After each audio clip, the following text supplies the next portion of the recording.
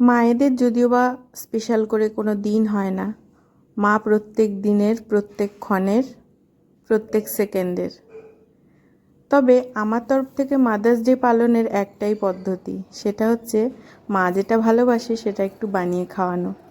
আজকে mother's day উপলক্ষে তাই মাকে এই নতুন একটা আইটেম বানিয়ে খাওয়ালাম।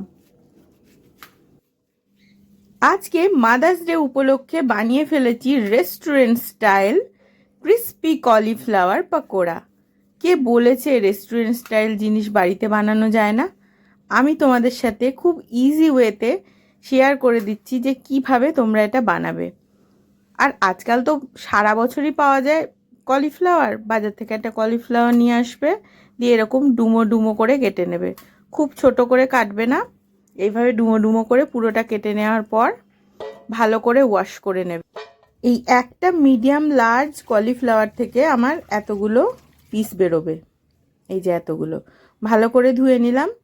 আমি অলরেডি জল বসিয়ে দিয়েছিলাম গ্যাস ওভেনে, তাতে দিয়ে দিলাম লবণ। এবার এটা একদম টকবক করে ফুটবে।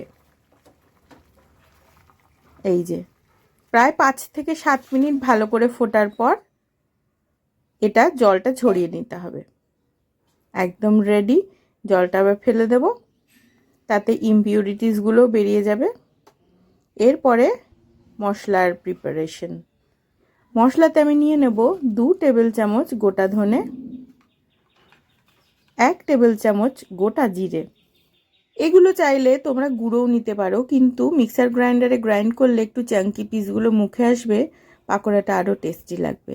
আর একদম সেম কোয়ান্টিটিতে নিয়ে নিয়েছি আদা, রসুন আর গোলমরিচ নিয়ে নিয়েছি 1 টেবিল চামচ। আর এটা হচ্ছে টেস্ট মেকার।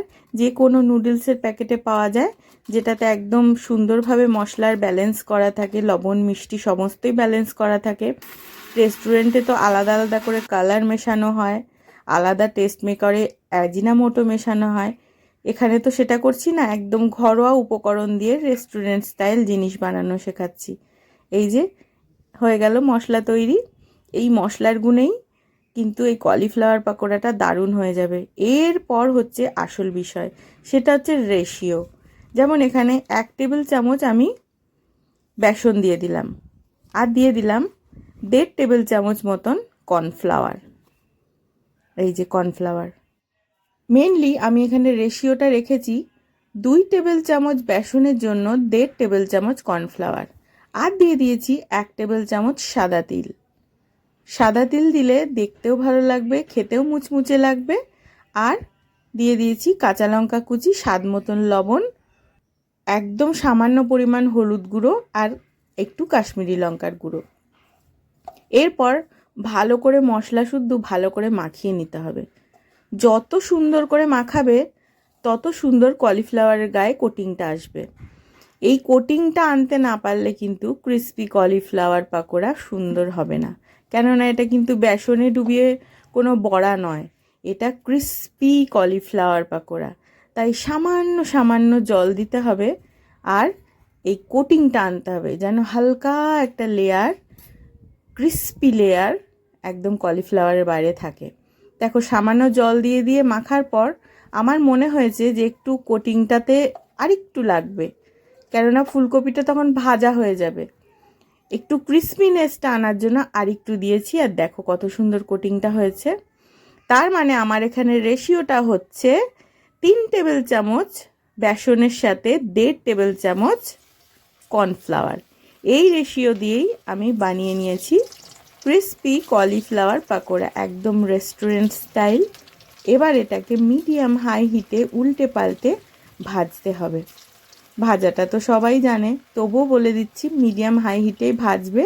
কেননা আমি কিন্তু জাস্ট কলিফ্লাওয়ারটার মানে যে কিন্তু এটা তো পুরোপুরি সেদ্ধ হয়নি, তাই মিডিয়াম হাই হিটে সুন্দর ভেতরে পাকোড়াগুলো সেদ্ধও হয়ে যাবে, আর গায়ের ক্রিস্পিনেসটাও চলে আসবে। দেখো কত সুন্দর কালার অলরেডি আসতে শুরু করেছে। এটা থেকেই তোমরা আন্দাজ করতে পারছো যে এটার কালারটা কত সুন্দর আসবে, আর খেতেই বা কত সুন্দর লাগবে। এই দেখো কত সুন্দর কালারটা আসতে শুরু করেছে। উল্টে পাল্টে একটু সময় নিয়ে ভাজতে হবে। এই এক একটা ব্যাচ অ্যাট এ টাইম ছাড়বে না, অল্প অল্প করে দেবে। আর এটা 7 থেকে 8 মিনিট লেগেছে এক একটা ব্যাচ ভাজা হতে। আর ভাজা হয়েছে কিনা এটা নাড়াচাড়া করতে করতেই বুঝতে পারবে ক্রিস্পিনেস থেকে। এই দেখো কত সুন্দর সাদা তিলগুলো ওপর থেকে বোঝা যাচ্ছে, দেখতে পাচ্ছ? মানে মুখে দিলেই মনে হবে তুমি বাড়িতে বসেই রেস্টুরেন্টের কোনো খাবার খাচ্ছ। এই যে শব্দটা শোনো, বুঝতে পারছো কতটা মুচমুচে হয়েছে? Crispy cauliflower pakora restaurant style একদম রেডি। এটা আমি কিন্তু কারি পাতার সাথে সার্ভ করেছি। সাথে যদি গ্রিন চাটনি বা টমেটো নিতে চাও নিতেই পারো, তবে এটা এমনি এমনিও খুবই ভালো লাগছিল খেতে। এমনি এমনিও টি টাইম স্ন্যাক্স হিসাবেও খেতে পারো। আশা করছি আজকের রেসিপিটা তোমাদের খুব ভালো লেগেছে। আর আমি তো এটা মাদার্স ডে স্পেশাল রেসিপি হিসাবে মাকে খাইয়েছিলাম, মা তো ভীষণ খেয়ে খুশি হয়েছে। তোমরাও দেখো তোমার মাকে খাওয়াবে না আর কোনো প্রিয় মানুষকে খাওয়াবে। আমি কিন্তু আমার প্রিয় মানুষটাকেই খাইয়েছিলাম। আশা করছি রেসিপি সকলের ভালো লেগেছে। এই টিপস অ্যান্ড ট্রিক্সগুলো ট্রাই করে তোমরা সকলেই বাড়িতে এটা বানাবে। আর ভালো লাগলে প্লিজ চ্যানেলটাকে সাবস্ক্রাইব করে সাথে থেকো।